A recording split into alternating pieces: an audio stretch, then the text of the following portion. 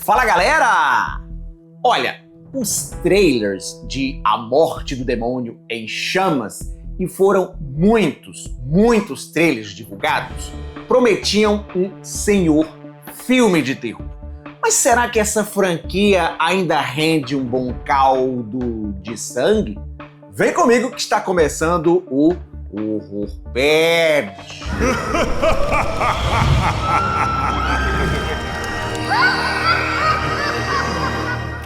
Dentre as franquias de terror oitentistas, Evil Dead, na minha opinião, é aquela que melhor vem conseguindo manter uma certa consistência, vem conseguindo entregar entretenimento de primeira, preservando sua identidade, nada de firulas que maculam o cânone, e ao mesmo tempo encontrando novas formas de surpreender o público.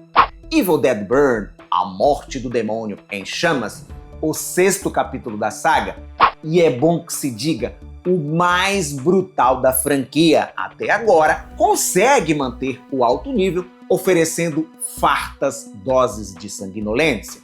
A história acompanha Alice, uma mulher devastada pela recente morte do marido. O relacionamento deles era uma merda, mas é aquela coisa, né? O cara morreu e a moça fica remoendo um monte de sentimentos. Em busca de consolo, ela aceita passar alguns dias na isolada propriedade dos sogros, que fica à beira de um lago.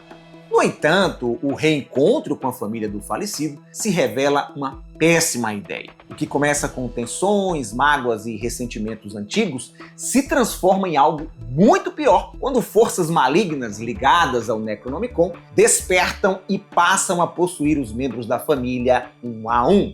A reunião, que deveria ser um período de luto e reconciliação, dá espaço a um massacre sangrento, do qual ninguém parece destinado a escapar. Seguindo a tendência do horror contemporâneo, tendência essa que já está começando a encher o saco, o roteiro de Em Chamas explora o luto, a maternidade, relações familiares quebradas e segredos enterrados como suporte, digamos assim, para os eventos sobrenaturais.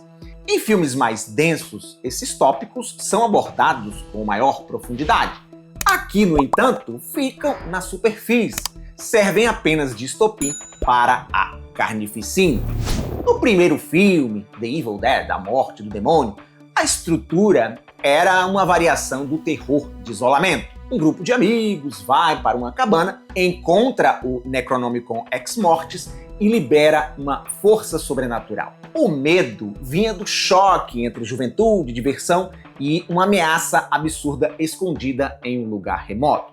Os personagens não tinham necessariamente grandes passados dramáticos. Eles eram estudantes, casais ou amigos em uma viagem. A tragédia acontecia porque eles estavam no lugar errado e abriram a porta errada. O remake de 2013 segue essa estrutura. A partir de Evil Dead Rise, A Morte do Demônio, A Ascensão, a coisa mudou, com a figura do demônio ganhando um verniz psicológico. O Deaded não é apenas uma criatura que deseja matar as pessoas, ele passa a usar as relações familiares como instrumento para desestabilizar emocionalmente suas vítimas. E é isso que acontece mais uma vez em Evil Dead Burn. O longa-metragem, dirigido e coescrito pelo francês Sébastien Vannitic, não tenta reinventar a mitologia de Evil Dead, mas amplia o seu alcance. As referências aos filmes anteriores aparecem de maneira menos nostálgica. A obra não é um festival de fanservice, tá? Eu tive o prazer de entrevistar o diretor Vannitic. Essa entrevista, inclusive, está aqui no YouTube, num short, e também no meu Instagram. Depois procura aí para você assistir. E ele me disse que, embora não fosse sua missão conectar os filmes da franquia, à medida que ele e a sua parceira, a Florence Bernard, começaram a escrever o roteiro, sentiram a necessidade de criar um elo, uma ligação, não só entre os filmes, como também com a série de TV Ash vs Evil Dead. O DNA francês trouxe frescor à saga.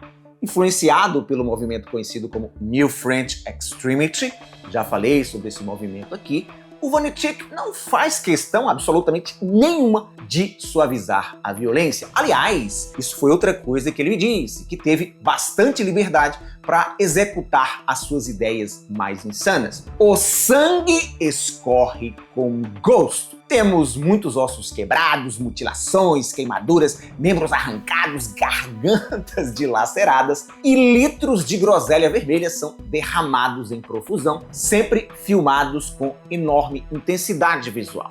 E 90% dessas cenas foram concebidas com efeitos práticos caprichadíssimos, deixando tudo ainda mais impactante. As cenas de ataque são extremamente criativas. Assim como nos longas anteriores, praticamente qualquer objeto doméstico pode se transformar em instrumento de tortura. Ferramentas e utensílios comuns ganham funções inesperadas nas mãos dos Deadits, mantendo viva uma das tradições mais divertidas da série. Tudo é tão absurdo e exagerado que é impossível não achar graça. O espectador ri e range os dentes de nervoso. Há todo um esmero criativo, visualmente falando, na concepção dessas cenas. O humor macabro, que flerta com o torture porn, veio para substituir o humor pastelão oitentista que já não cabe mais nos dias atuais. E tudo acontece num ritmo frenético. Depois que os eventos sobrenaturais acontecem, a trama inteira se passa numa única noite, o filme dá uma acelerada, entregando uma cena mais grotesca do que a outra. O público mal tem tempo de respirar. Quando você pensa que o nível de violência gráfica não vai subir mais nenhum degrau, Evil Dead Burn lhe entrega uma nova cena ainda mais extrema do que a anterior. Eu não esperava muita coisa desse filme e ele me surpreendeu positivamente. Como eu disse antes da vinheta, a Warner despejou nas redes uma quantidade enorme de material de divulgação, 200 trailers, trocentos clipes, vários trechos de bastidores. E esse excesso de publicidade me fez ficar com o pé atrás. Quando a esmola é grande, o santo desconfia.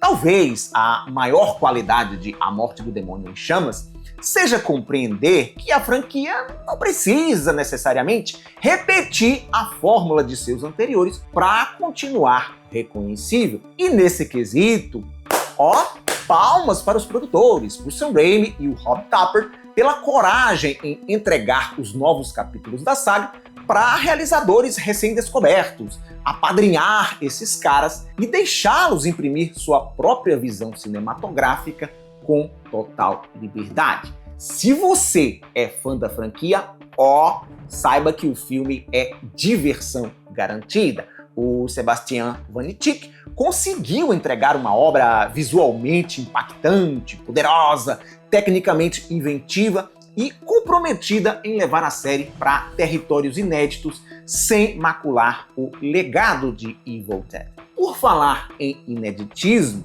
Em Chamas tem duas cenas pós-créditos, tá? Que abrem possibilidades tanto para o futuro quanto o passado da franquia. Evil Dead Wrath, o próximo capítulo da saga, que será ambientado nos anos 1970, já está em produção e agendado para estrear em 2028. Obrigado por sua audiência, lembre-se do like maroto e me seguir nas minhas outras redes sociais. Tchau e até a próxima!